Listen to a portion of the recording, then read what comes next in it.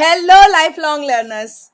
So, today's topic is top 11 tips to keep your brain young.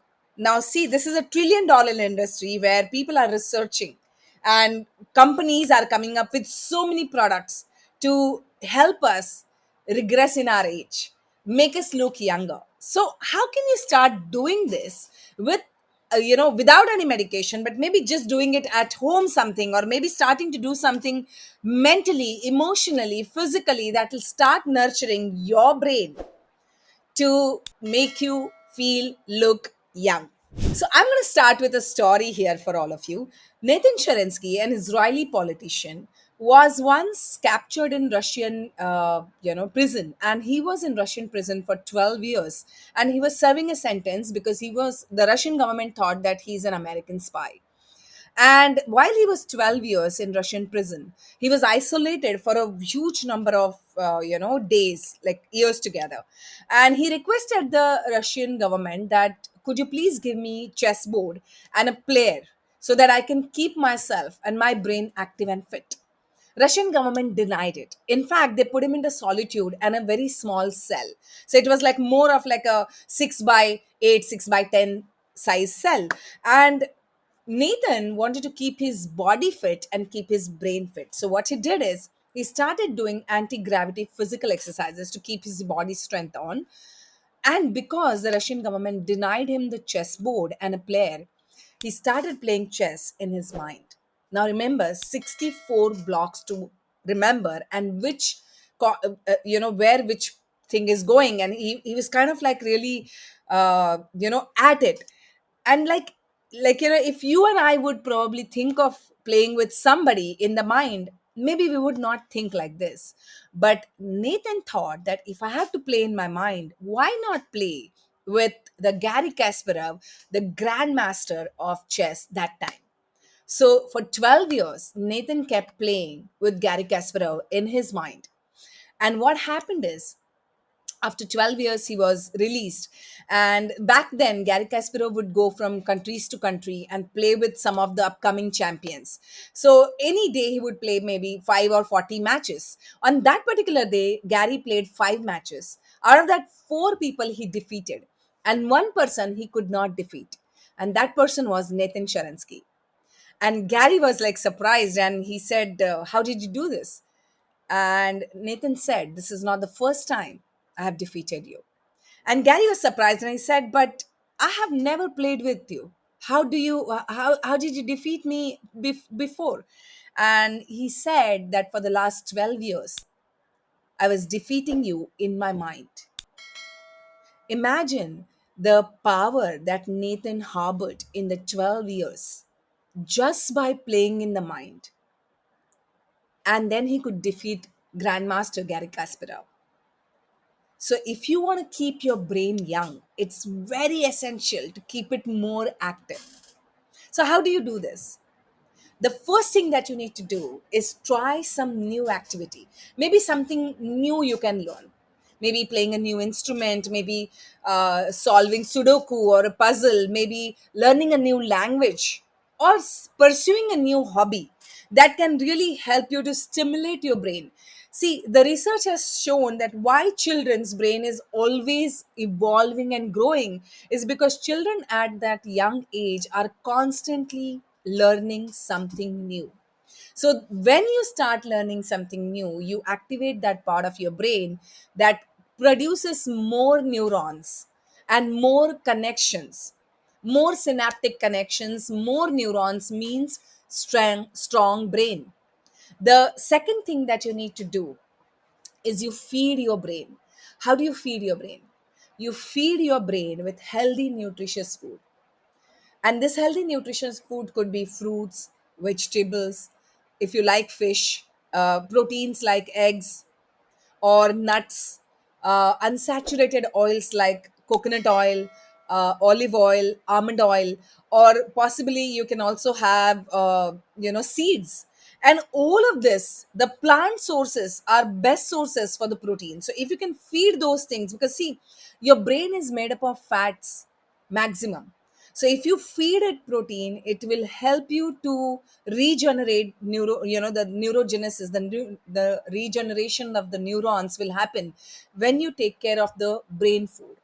The third thing that you need to do is keep moving, the physical activity. Very essential for your body, for your brain. The more physical activity you do, as in not going excess about it, but the regularity of the physical activity, say maybe 5 times a week, it will help your body and mind to increase oxygen flow to your brain, and that will help the growth of the new nerve cells and connections or synapses between the brain cells. Now, exercises also lower the blood pressure and improve the cholesterol levels by reducing stress. So many benefits make it a no brainer must for your brain health to keep it young. The fourth thing that is very, very essential and the most ignored one is sleep. The quality of your sleep and the amount of your sleep is very, very, very essential for your brain health. It has been said that when you sleep well and when you sleep for longer hours, you rest well, your brain works overtime to repair itself. The regeneration process happens when you're sleeping. So if you don't sleep, you do not allow your brain to go through the wear and tear process and to make sure that it is healing itself. Don't skip your sleep timings or don't reduce them. If it's needed, go for longer hours of sleep. And the more you sleep, the more you will experience productivity. It's been a myth that it says that if you're sleeping, if you're depriving yourself of sleep, you're working hard, that means you're great at your productivity. It's a myth. Your body does not cope with that stress, so sleeping is very important. And it also helps you to overcome your negative emotions. But lack of sleep will help you actually to go into the negative consequences like obesity, thyroid, all the autoimmune disorders. So sleep is a very essential component of our brain health. The fifth point here is everybody knows, but I'm still going to reiterate: breathing. You're breathing, of course, right? But are you breathing consciously? It's very essential for all of us to keep our brain young. Breathe consciously. If you can't do too many of pranayams and breathing exercises, a very simple activity would really help. Like maybe you can set an alarm 5 times a day, and you can simply 5 minutes in those 5 times, you can simply focus on your nostril, breathe in, and let the breath go up till your abdomen. How do you know that? Put your one hand on your abdomen so that when you're breathing in, your abdomen comes out. It has to inflate like a balloon, and your hand will let you know if you're breathing correct. Under stress, most of times our breathing becomes opposite. Notice how you breathe when you're under stress or when you have chronic illnesses. Most of times people breathe opposite. That means when you're breathing in, your stomach goes in, and when you're breathing out, your stomach comes out. So you need to understand that breathing in a correct way and breathing out in a correct way will really, really help you to activate your brain cells. So conscious breathing is very essential. The sixth point here is to get social.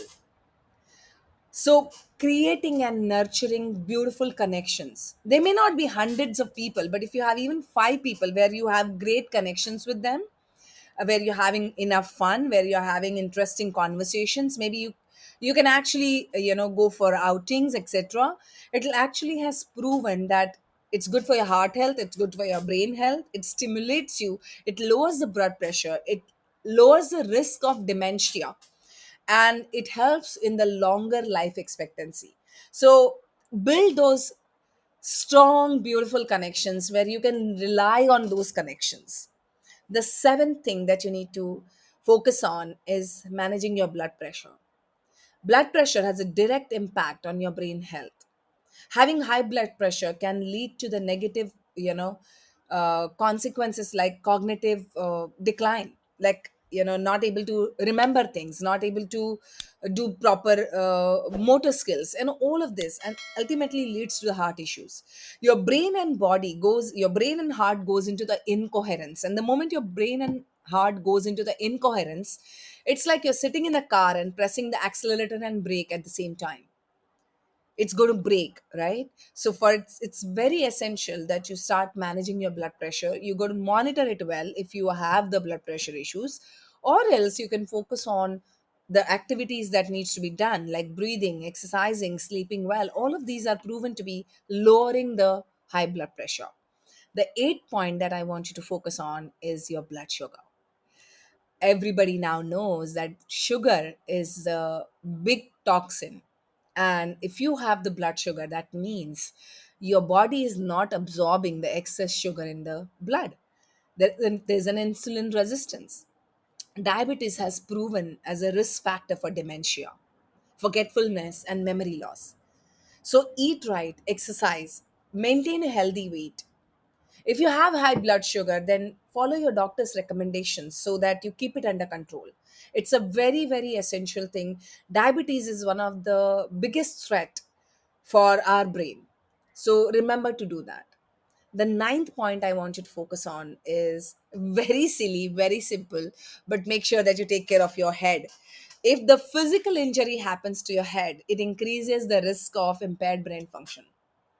So making sure that you wear the helmet may sound very silly, but it's so important that you take care of your head so that you physically do not get injured. The next point is to take care of your health by limiting your smoking and alcohol content. Now, both smoking and alcohol have proven to slowly damage your brain. So, how do you cut back or how do you eliminate it fully from your space?